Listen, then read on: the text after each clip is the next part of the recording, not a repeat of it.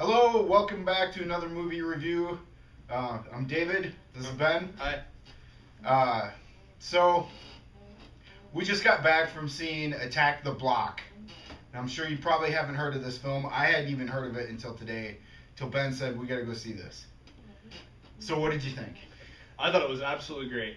It's definitely one of my top five, maybe top three of the year for sure. Best thing I've seen in the theater in a long time.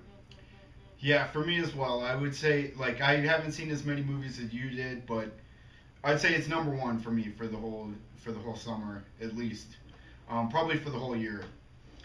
So, let's talk about what they did right in this film. First off, I think the one thing that we both agree on, well, we agree on most everything here, but I think that the main thing is the script was just really, really well done, like really well written.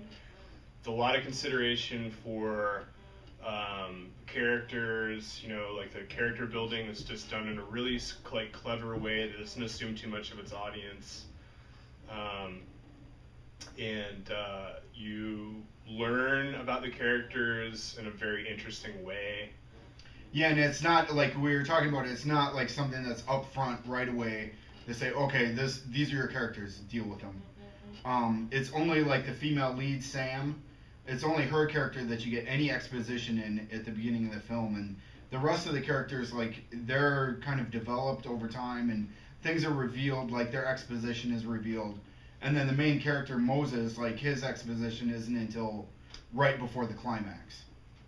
Yeah, you don't know much about Moses at all, except that he's kind of a badass, and all of the main characters, except for, and even the female character, I think, like they all are very dimensional in the sense that they all have a certain understanding of the world at the beginning, and it changes dramatically through the course of the movie. And I just think that is a good sign of a good character arc. Like, Moses, it starts out as kind of a hardened thug kid, and as you learn about him, you learn that he's really a sensitive person who has a real moral code and conscience, and ends up making having like a big redemption.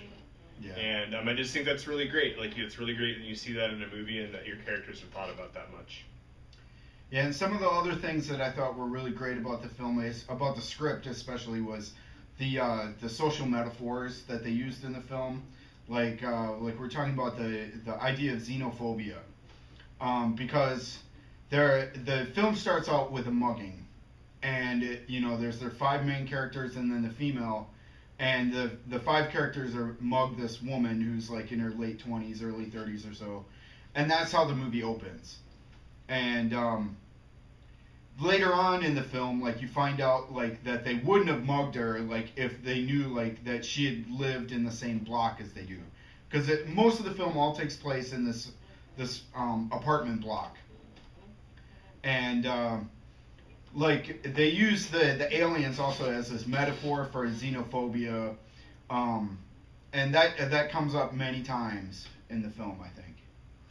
Yeah, I think the way that they built this world, and as I was telling David, I'm kind of ignorant about that part of the world. I mean, I know what's going on over there right now, but I think this movie just really delves into that in a really great way of being really socially conscious and really responsive to people's reservations. And you have this group of thugs, and then you have this woman who's kind of an outsider. She lives there now, but she's kind of from a different cultural niche than they are. And so when they see her at first, they rob her, and they find out that she's their neighbor and that they live in the same area or building or whatever, and things change.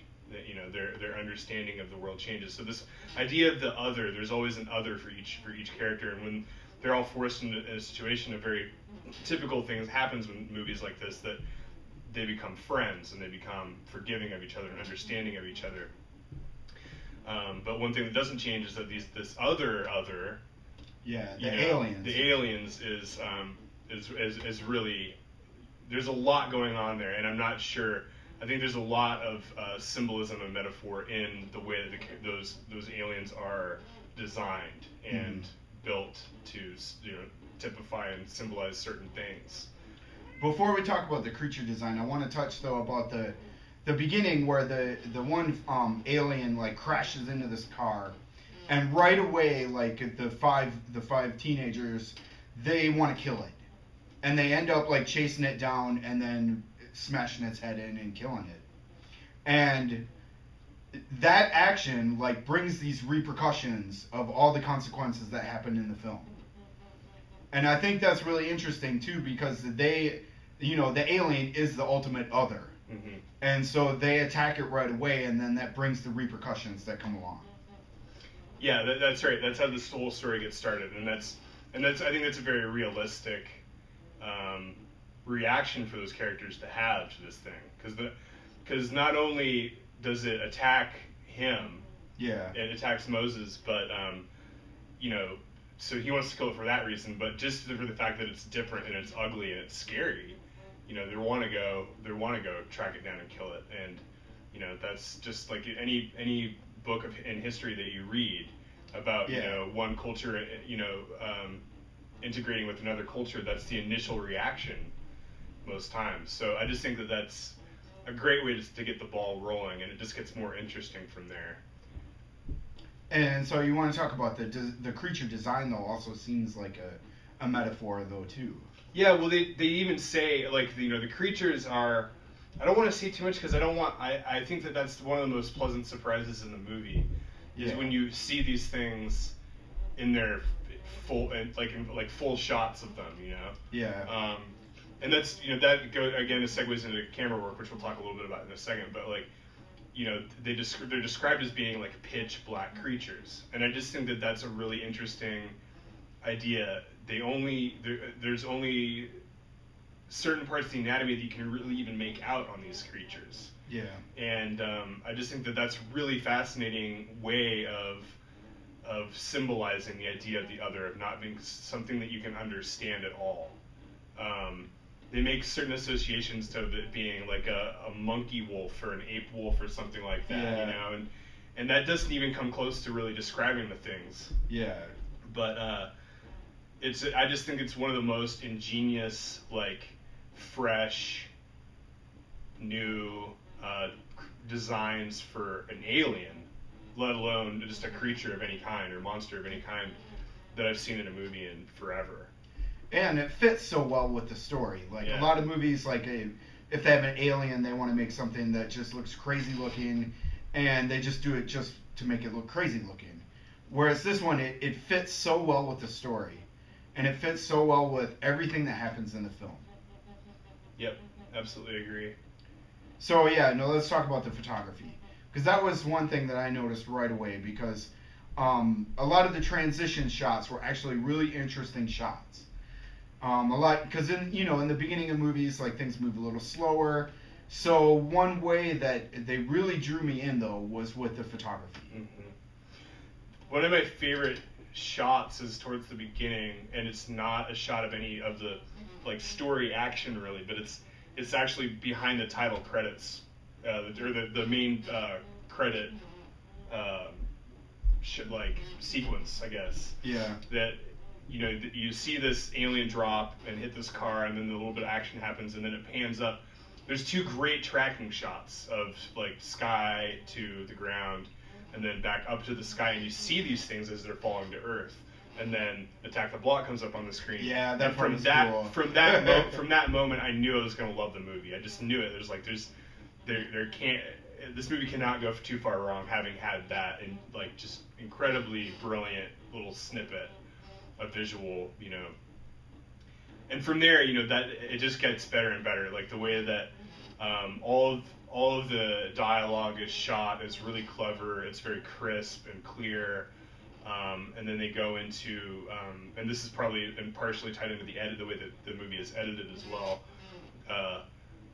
Just the way that they slowly reveal what the creatures look like. Mm-hmm. And they shroud. You know, there's a whole scene in the hallway where it's filled with smoke, and you can just, that's one of the coolest looking parts, where you can just barely see these things as they're coming down the hall, and you can't really identify if it's human or if it's a monster. And they just do a lot of really great things with the visuals, for sure. Yeah, this was probably the most well thought out film I've seen all year. And one thing we said, like I said right away after we came out of the film, was like Hollywood would never make a film like this. Yeah. And I'm really glad. Yeah. Like I'm really glad that we get to that films like this can be imported here. And it was a little sad to me, like at the end where I looked around in the theater and there was maybe a dozen people in the theater. Yeah. I mean, we saw it pretty late. We saw it at 11 o'clock, but still, like, I would have been more excited if there were more people in the film. Yeah, because we all were reacting to it. Everyone was reacting to the funny parts. And that's the other thing. This movie has some really really funny stuff in it. Like, yeah, you know, from the way it's pitched, I think, or with the way it's marketed, it kind of looks like it's going to be a Shaun of the Dead kind of thing, and it is to a point, but it's also something completely its own. yeah. And it has Nick Frost in it, and Nick Frost and Simon Pegg produced it, I think, and maybe Edgar Wright, who did the Shaun of the Dead movies, and Hot Fuzz, and Paul.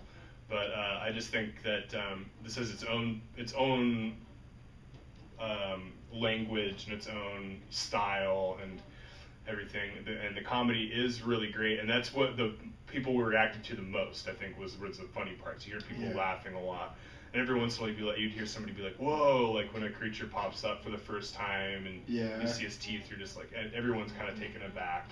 Well, and also too, like they use like shock elements, and then they use gore elements, and it was rare, but it was really timed well. It was perfect timing on all of those elements. Yeah, and the violence was handled really well. Like not overkill. I could even gone for a little bit more, but I'm that kind of person. So. Well, I think that's about it. But I would say if you're gonna see any film this movie or this summer, this year, maybe go see that. If you like comedy, if you like aliens, if you like great stories and great cinematography, this is the movie to see. And I'd go see it in the theater. If you can't get to see it in the theater, because here in the city they only played at one theater. So, you know, if you're in a smaller part of the country, like you're not able to see it, wait till it comes out on DVD. But this is one of the films I know right away I'm buying this movie. Yeah, it's gonna be good to watch it again. I'll be really excited to see it for a second time to kind of filter through, and that's to me the sign of a good, you know, movie, even if it's an action comedy sci-fi thing that you really are left thinking about, and that we could have a conversation like we did on the way back from the movie about what the significance of the story really is. Yes. So. Well, thanks for watching.